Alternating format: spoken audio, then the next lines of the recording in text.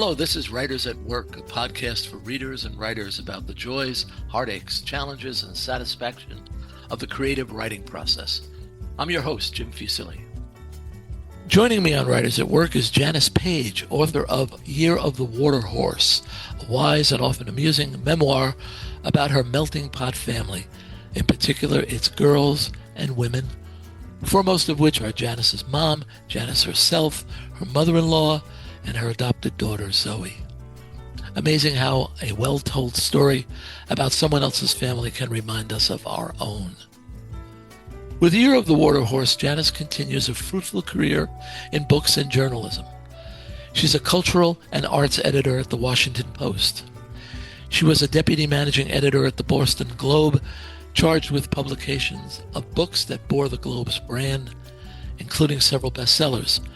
She was on the staff of the LA Times, the Providence Journal, and freelanced for the New York Times. Janice tells us much about herself in the Year of the Water Horse. Let's see if there's more to discover.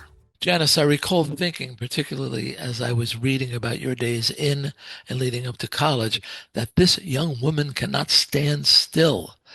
She moves ever forward. Where does that drive come from? I think that's a middle class ethic, at least when there was a middle class. In days gone by, very pragmatic New England family.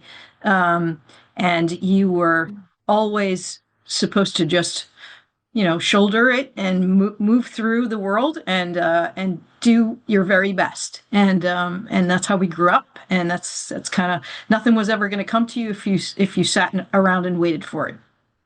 You're the youngest in your family by many years, meaning you witnessed your siblings move on. Did that enter your thinking at all when you decided you needed to move on too? Absolutely. So there's 6 years between me and the next kid. I'm the youngest of six, and 19 years between me and my oldest sister. So many of them were up and out of the house, married or just out of the house.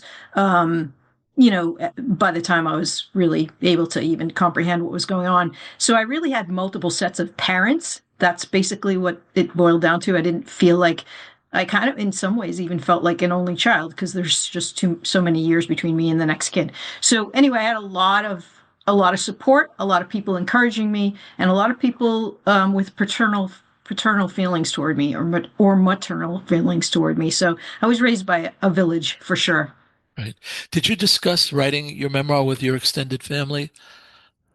I definitely did.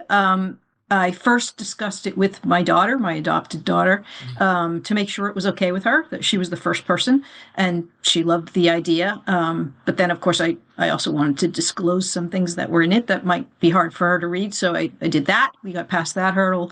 My husband also, obviously, that was in the same sort of breath. And then my siblings, all of whom were and are really, really, really supportive. The benefit of writing something over a very long period of time is everyone gets used to it, and then they just want you to finish the damn thing already. Did you share the manuscript with them, or did you just talk about it with them? Not until I talked about it with them a lot. I asked them to tell me stories, all of that. But I did not. I'm a bit of a perfectionist. I know, hard to believe, but I am, and I'm an editor, so I didn't want them to see something that was, in my eyes, imperfect or just less than. So I waited until really just before it was about going out to market. Just the draft. I knew there would be plenty of time. There was more than a year, even after it sold. There would be about a year to change anything. So yes, they had a chance to weigh in, but they didn't see it till near the end. And were there any serious objections? Did you have to make any changes or refuse to make any changes at their request? Such a great question. No refusals and no serious anythings. But they have a different point of view. Like I had different parents than they did, and we had the same parents in name and everything else, but not they were different people by the time I rolled around, and so my view of my mother and father and even of events is my view, and so we talked that through a bit, and they were really good about the details might vary from person to person because even they wouldn't agree about them. But I listened. I tried to really listen. I mean, I want to get it. There's no reason I didn't want to get it right. I want to get it Right. right. But I needed to own this viewpoint and make it mine, and they understood that. Right. You write critically, but also tenderly about your parents. Your mother suffered from what we call bipolar disorder today, and she received electroshock therapy. Your father withdrew his affection for you as you became a young woman, but before that, he shared his love of newspapers with you. Did you grapple with how to portray your parents in the book? Absolutely. I mean, it was one of the hardest things. I I hope I can only hope that the love for them shows through and that the nuances of this show through. My mother, it's hard to know. My mother did have a mental illness, as in clinical depression is a mental illness. Beyond that, I kind of don't know because what was diagnosed back then may not have even, she may have had postpartum depression Mm. and that was complicated, right? So that there's that. And then my dad, you know, I we always had affection for each other, but intimacy or any sort of expression of that affection in a way that would be considered, that would be difficult for him for a repressed guy of his age, was hard. So like I just hoped that if I couldn't be less than honest. You cannot do a memoir if you're not prepared to be honest. That's just don't do it. At least that's how I feel about it. So I knew I had to do that, but I did want to give them dimension and make them people that I hope come across as, flawed people. I'm a flawed person as well, but lovable and, and I'm trying to work through all of those things, all of my impressions of them and all of the ways that I love them. And you see that on the page, I hope. Yeah, yeah. I want to get back to that subject, but before I do, you're a journalist with decades of experience. Did you go into the project with the expectation of how hard or easy it would be to write what some might consider a 260-page column? Such a great question. Yeah. Yes, I thought I knew what I was doing, right? And it did come about a little bit as an accident because it started life as a magazine piece for the Boston Globe, where I was writing about a specific thing. We had just adopted our daughter from China, and I was writing about the hotel that sits at the crossroads of most Chinese adoptions, or all Chinese adoptions, in that it's it's in Guangzhou, China, and it's where you go to be rubber stamped before you come home. And so that was the nexus of the magazine piece, but I knew I was going to put a bunch of other things in it, including his family history and mine, because it just made sense. Right. So, in starting that life, that life, I did know that would be that if I went down the road of personalizing it, it would be hard. What I wasn't prepared for is this thing that I really had to overcome. In journalism, we are never the story. We are the vehicle for telling the story. We are, the story is transcendent, and it is up to us to try to find a way to make that lift off. And so we're in service to that story. But in memoir, you really do have to be at the center of it. You need to be a character and you need to be the person the guidepost that everybody relies on. But more than that, you need to really reveal yourself and not shirk from being at the center of it. And that was the hardest thing. It goes against all my training again, to let the story speak for itself. And so that's kind of what took as long as it did was me giving up. Little by little, I gave up a lot of the scaffolding that was shielding me. And the more it took shape, the more I understood that it needed to be that way. Yeah, we who write about the arts are often writing about ourselves, but very discreetly. And Exactly. but now you have to flip that, and and as you say, you put yourself foremost. Um, Right, right. it, We don't lack for ego. I'll say that. I don't yeah, lack for ego. That's not the reason that's not what I had trouble with. What I had trouble with was that other part where you are just blatantly saying, "No, I am the story." right. That's just foreign to me. Right. Was it hard to be that frank? It was not hard, to be honest, because I really hope that I'm always honest, and that's again part of the training, right? You, as a journalist, you're just always supposed to be. But so not hard to reveal, but hard to step out and say, I'm so important here that I'm going to reveal this and tell you that it matters because I'm telling you that. I mean, in criticism we do that, but it's again more as part of a service. Right. When did you find the voice for the book? Was it the same voice you used for the article, or did you need to tweak it, or? But that's what you get now is that's me. And anyone who knows me would say that's just quintessentially me. And I have written a lot in that voice. But where I started, another great question, because when I started, there was more of my mother-in-law and my mother-in-law's story in it. And I was trying at the beginning, a long time ago, to a little bit mimic the Good Earth because I had been raised with it. And so I thought if I put it in that context, you would see me kind of fumbling within that, as people did back in the day. Not to appropriate her or her story, but to, there's no way I can be her or pretend to be Chinese. I never would want to, and I am not. So I kind of was playing with that voice, right? A little bit clunky, but transparently so.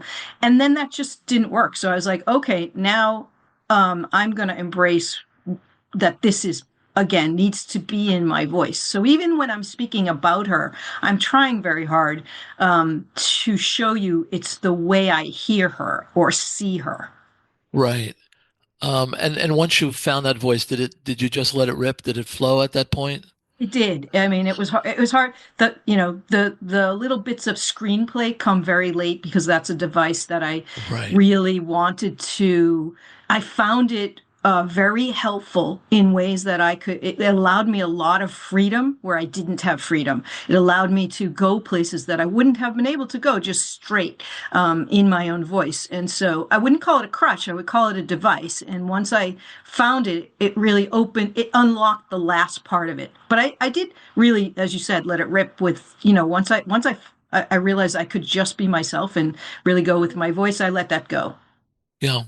Did by the nature of a memoir, you have to write about uh, difficult moments of your life, and you do so in this book. Um, did you find it cathartic to do that? So cathartic. One reviewer has said, I cop to not having therapy. I should have therapy, but I just haven't wanted to really, or I don't know. I just haven't spent the time that was needed to find the right therapist and all that. So, but this reviewer made a remark that memoir is its own kind of therapy, and I think she's right. I mean, I found this incredibly cathartic and therapeutic. I have never been adverse to going back into my past or, like doing the hard work of that. That's not it. It's just that again, I don't know if I was taught to pull yourself up by your bootstraps and move on. And so there's good parts to that, and there's a lot of bad parts to that. And what this did was it allowed me a reason to sit with it and really dig in. So, um, forgive this question, but you've interviewed lots of people, so you know where I'm coming from. Um, so you overcame anorexia without help of a therapist? Without help of a therapist, exactly. I did have a medical professional Okay. prescribing me, progesterone and things like that. But no, I didn't. It's funny. No one offered that to me at the time that I was going through this.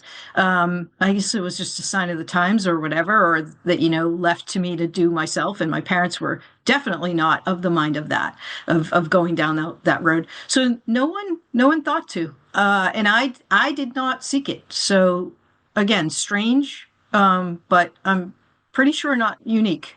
Yeah, no, for sure. I must say, I come from an Irish Italian family. You know, I'm a couple years older than you. And no one would have ever suggested therapy. no one, you know what, Jim? No one suggested braces, let alone therapy. That's That's the funny. age we were in. So I want to shift gears if I may, and you mentioned something a few minutes ago. Can you talk about the good earth and what it meant to you? Sure. I was really voracious reader when I was younger. I now don't have nearly as much time for that, and really regret it. But anyway, I would really lose myself in books, and honestly, because I grew up in a very narrow world in suburban New England, I really I really gravitated toward books that had some either exotic locale or taught me something about another culture or whatever. And I remember the cover of the book, being in the library and being intrigued by it. And then I just remember sinking into it and really loving it in a way that, again, really it was the only thing I could really compare to was my love for movies, because I would go into darkened theaters and sit for hours watching movies, or at home watching them on television. And so this kind of book made me play a movie of it in my head, and it meant a lot to me because it was, challenging me to think outside of what I saw in front of me, which was quite honestly too seldom a thing I did. Like we just came home from school and changed our clothes and went out and played, street hockey or baseball in the street, or skated on like the cranberry bogs, and that was about it. We didn't think too hard, and this was one of those books that challenged me. Yeah, and you saw the film also. I did, but not until later, much Oh, later. yes, I see. Because in the film, the major Chinese characters are played by white Americans and Louise Rainier, who is German. Right. I get the sense that that is where your awareness of cultural appropriation began. Yeah, that's probably right. But I probably would, I would definitely not have known to call it that. But that always seemed off, right? Everything we were watching in those days seemed a little off. Mickey Rooney and Breakfast Oh, at Tiffany was oh God. definitely off. But it was, we thought it was funny, but it was off. And we Right, knew it was off. We just didn't know why there was, maybe that's even why part of why we laughed, right? Was because we were uncomfortable. I don't know. right. Because you express a fondness and admiration for the characters in the village, in the book, and in the film. But then, Jane, you begin working as a waitress in a Chinese restaurant in East Braintree, Massachusetts. And if it were fiction, it might be a bit too much. Don't you agree? Right. Yes, you would be in the audience going, "Oh, come on." Really, that seems so contrived. But in fact, serendipitous is what I would say it was most of all. But yeah, it was strange and wonderful. And I didn't know when I answered a want ad that it was a Chinese restaurant, but it absolutely changed my life by about 180 degrees, right? I mean, I thought I was headed one place, and all of a sudden I was on a path that would one day include my husband and my child and really everything I think and know about the world and multiculturalism. Yeah, I mean, if you were pitching it at Hollywood, I think you could easily make the defense that you were open to the experience of the new culture. Absolutely true, right? Yeah, And maybe I would have found it anyway somewhere, right? But that ended up being it's when I give talks to like younger people or whatever, that's kind of what I say is like you just don't know where that door is going, right? But I do think to give my family its due, and to even give New England its due, or where I grew up its due. um we had, you know a broad sense of humor, and like really, like, we're looking for ways to be excited about. It's not as though I was so sheltered that I didn't know what I might have before me. I embraced it because this was something like this didn't happen every day, right? So if I had been raised to be afraid of that, then I would have walked out. I would have never even gone down that. But I think that it's an interesting layer of the message that we were given. Sure, we didn't have a lot of this in our town or in our place, even in our family, but I was open to it, as you said. yeah, and you were all in on this. I mean, you went so far as to learn key Mandarin phrases. And the job aside, which helped you pay for college, uh, what was it about the Chinese culture that you found most appealing? It's very, first of all, it's very close to Italians. The Chinese culture is reminded me of the Italian side of my family that I'd grown up with. The um, focus on food, the focus on family, the, nurturing that I felt. It wasn't just a job. Like we would sit we always had meals together. That was, lunch and dinner. They asked about me. They were interested in me. We had a kind of camaraderie that goes much beyond like a paycheck, which I didn't even take a paycheck Right, right, for a while because the owner was struggling. And as I say in the book, that it really wasn't a huge sacrifice because it all was being saved for college. But still, I was raised that way, and he knew I was raised that way, and that endeared me to him more, and him to me. So I think it just all the pieces were there. Maybe if it had just been again just a job, maybe it wouldn't have had such a huge impact. But when you're talking about trying to bridge cultures, right? When you're talking about somebody who hasn't had that in her life before, this was one of those times when I was like, oh, this is what it feels like to really bond with someone who has really on the surface nothing in common with you, but you start to talk and there it is. We're very much right. alike. So you meet a Chinese man. Actually, you were introduced to him by his sister. Um, do I say Kiao Shun? Is that correct? Is that close Uh, enough? it's close enough. It's guosheng, Oh, gosh. like a G, Okay. like a G. Guosheng.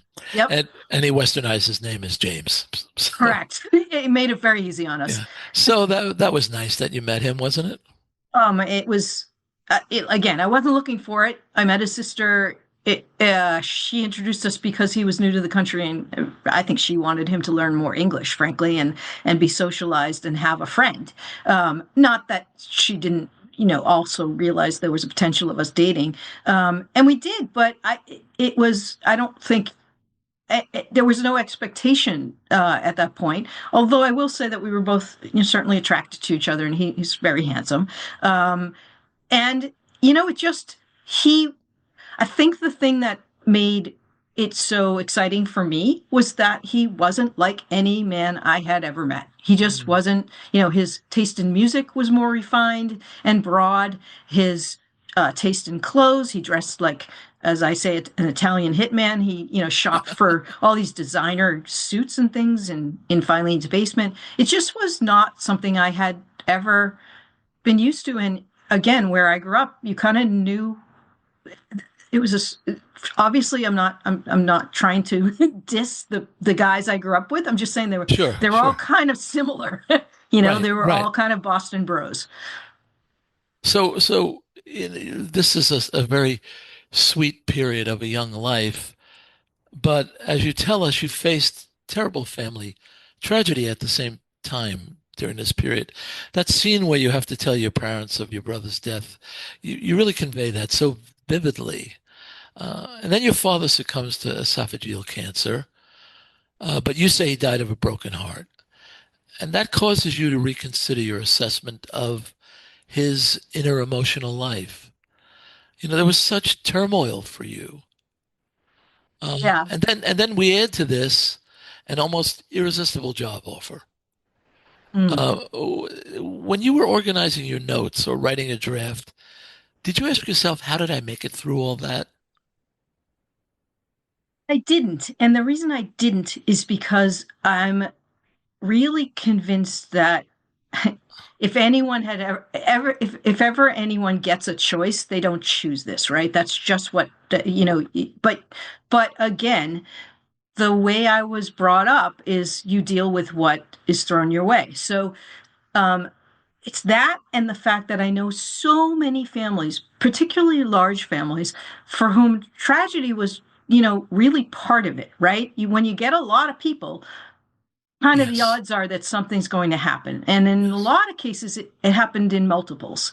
And we were all kind of, you know, uh, I'll be honest, the Kennedy family was held up as this like talk about tragic, talk about, Yes. having to, so we weren't the Kennedys. And, Right. um, and as I don't know if that's a good thing or a bad thing. I just know that we all kind of thought it, right? It's just like there's a lot of heartache out there.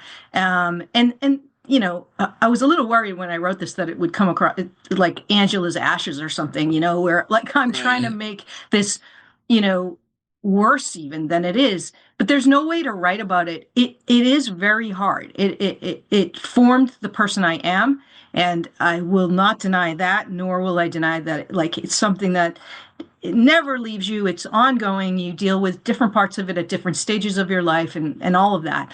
I don't think it's not only not do I don't think it's do I not think it's unique. I don't even think it's that rare. And so it's I did know I would have to go back through it, and that didn't scare me. It's something I live with all the time. And it's not as though I'll be honest, when I was writing it, I thought, how do I write this in a way that isn't like so overbearing, so hard for people to kind of like, get through that they don't even want to hear me crack a joke. Because Right. frankly, cracking jokes is the only way my family got through things like this. And it's the only way a lot of people do. It is just really the absolute mechanism for making yourself able to both face things and get past them, is to not to make light of them. That's not what jokes are in that case.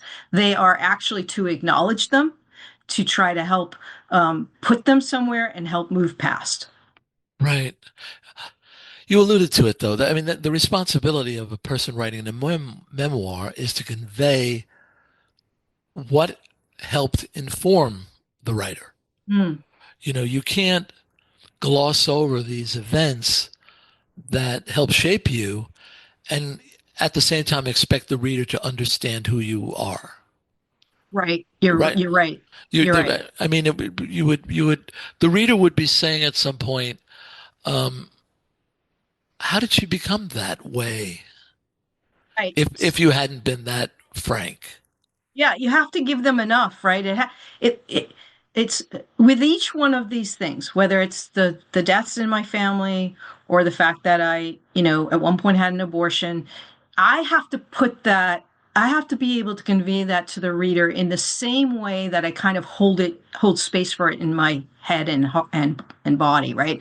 Where I don't want to overstate that because I am able to function, and the world is full of real tragedies, but I also don't want to understate it because, as you just said, it is a huge part of who I am. It is a huge Right. part of what I find I gravitate toward in other people, is there, who have been through similar things or just things. They have empathy that people who have not been through things.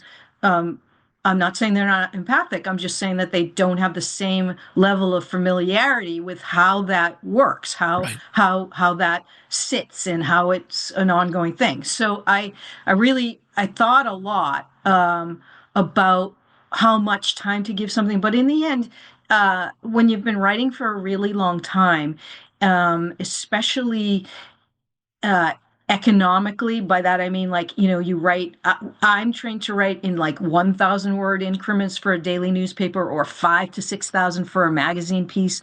And so there's a lot of uh things in my brain which tell me how much time to give something, to convey it without overdoing it or shortchanging all the rest of the stuff that you want to Sure. say. So I just think, I thought of each of these chapters as kind of magazine pieces, honestly, in and of themselves, because they're about 5,000 words, right? So that's how my brain functions. And Oh, so when you're building something, for me, that's how I portioned it out. I was like, okay, I have, 18 of these things. If there are 18 chapters, somewhere there was always going to be somewhere around that.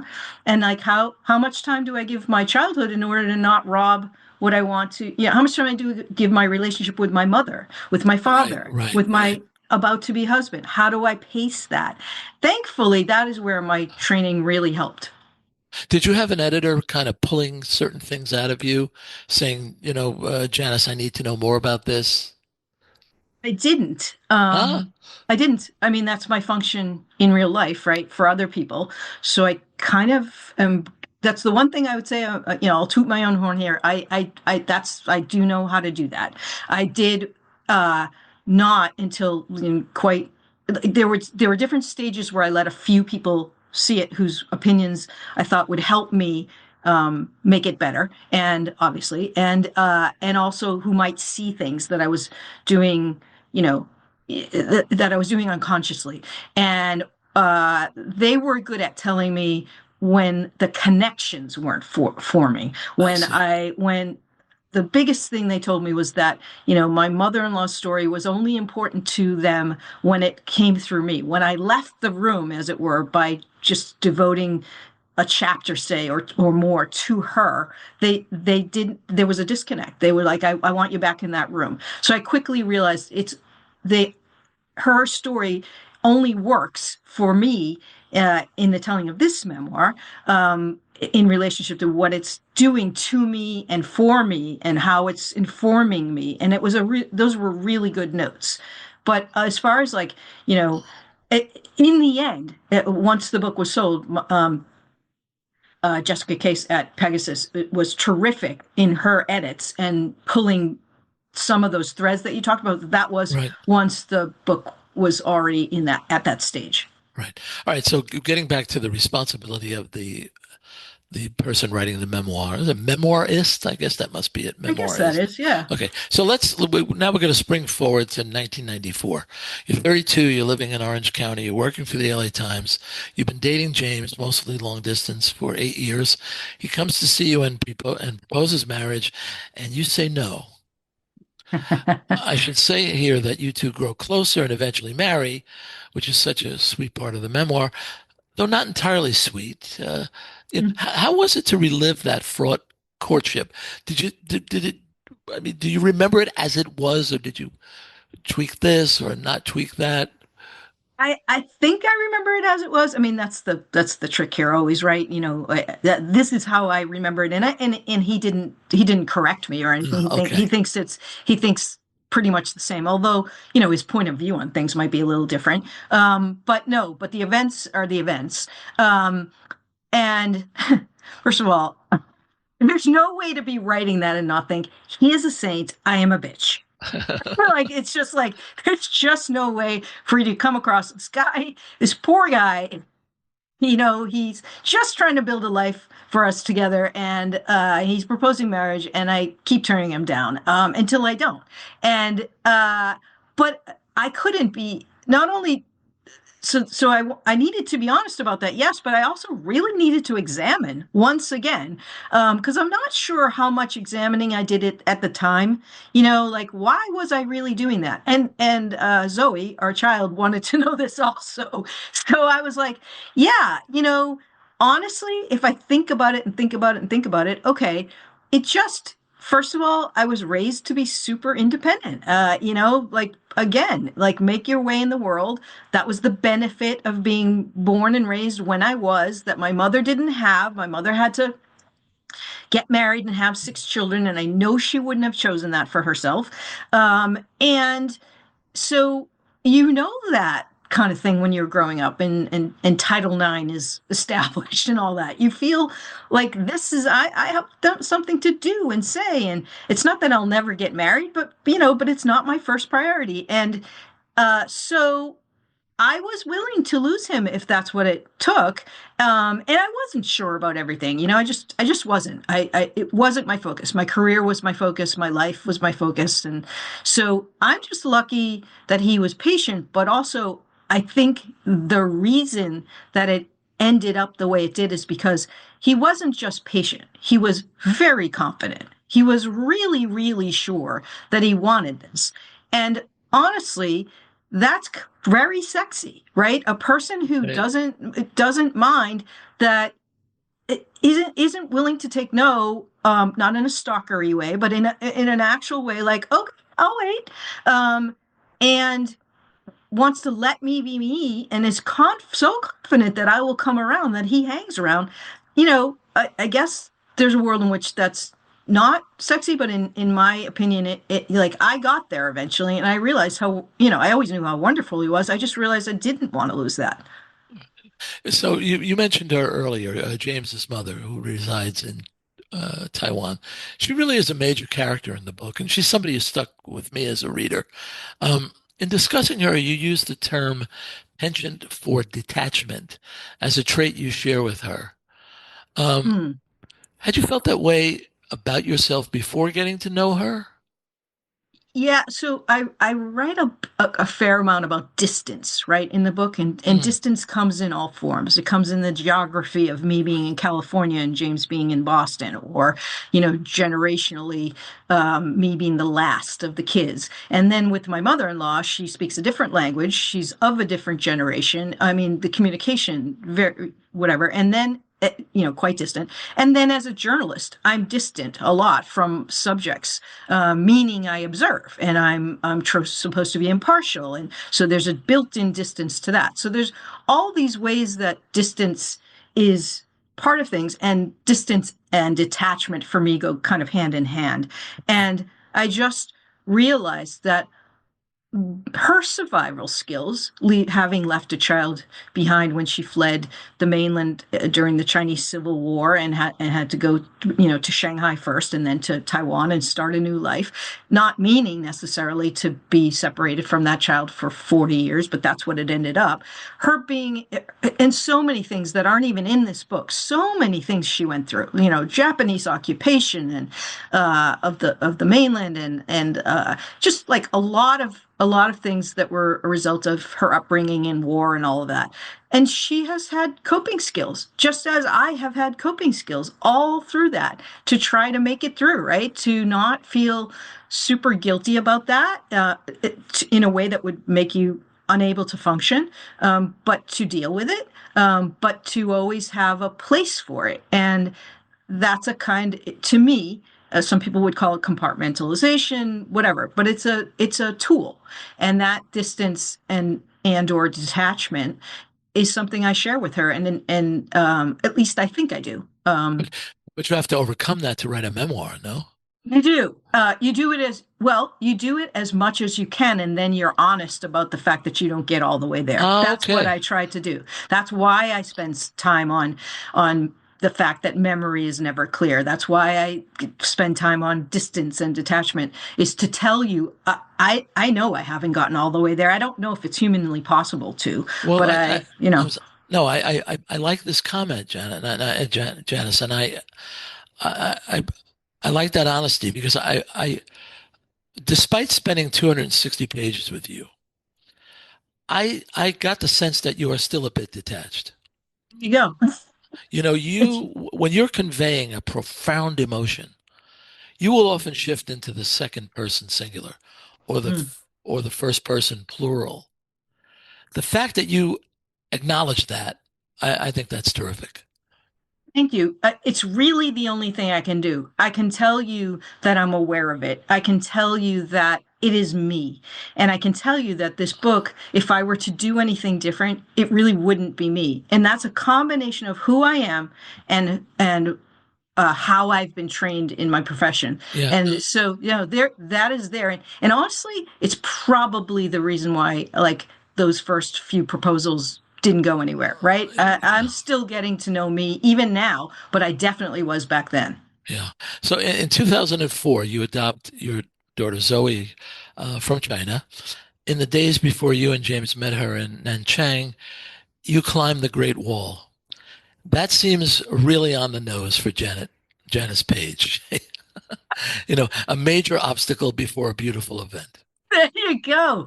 Perfect. I actually hadn't even thought of that. That's amazing. Yes, it is. Maybe it's too on the nose. In the screenplay, that would probably be not received well by critics, but it is what happened. And yes, metaphorically speaking, exactly right. Yeah. When I think about my daughter, who is a grown woman by now, and I think about her early days, everything is wonderful. I don't think about sleepless nights. I don't think about fretful visits to the doctor. I don't Mm. think about coming up with childcare schedule. I just think everything was just really wonderful. Um, So tell me about the experience of adopting Zoe and bringing her home. And as a writer, did you have to make sure you were remembering clearly? So it's so interesting to hear you talk about the gauze, I would call it, of memory, right? What Hmm. we and some of that's protective, but some of it's just how we want to remember that, right? It's what we choose to uh to let sift through as the highlights of that. The rest doesn't seem so important anymore, right? None of it's, none of the bad stuff is that big. And adopting Zoe um was more jumping through more hurdles than I had ever done in my life. I often say that like if biological parents had to do that, there would be so profoundly fewer babies in this land or in this world. I mean, they ask everything there is rightly so, but like it's an arduous process. And it ends though in the most beautiful way, and I wouldn't have it any other way because this child has been absolutely the light of our lives, and is a wonderful person. But I kind of lost the thread of the what you No, just said. no, You no, asked no, me. no, no. That's exactly But it. that's The I wanted to render all of it is right, the thing. I wanted right. to render the the tough parts, but really it ends where I wanted it to end also, which is really with something wonderful because that's how that was. And honestly, I guess really the arc of the book is, no matter what is it happens there. I think I said this earlier. Survival is a fluid concept to me. Surviving something or a survivor doesn't mean that you have survived a thing that is in the past. It always is with you, and it always, at least in my experience, and it takes different shapes and means different things to you as you evolve. It becomes a central part of who you are. And the ways, the tools that you employ to survive, the ways that you choose to remember are really a good indication of who you are and who you're becoming. And I'm not the same person I was back when some of the most tragic events happened, but they are still with me, for sure. So Zoe's in her 20s now, yes? She's about to be 23 in a couple Okay. of weeks. So what does she think of the book? So, she's first of all, she's very frank and candid, and I love her for that. So she would tell me and has told me she had some feedback, as I said, about like the draft that she read. On the whole, super, super supportive.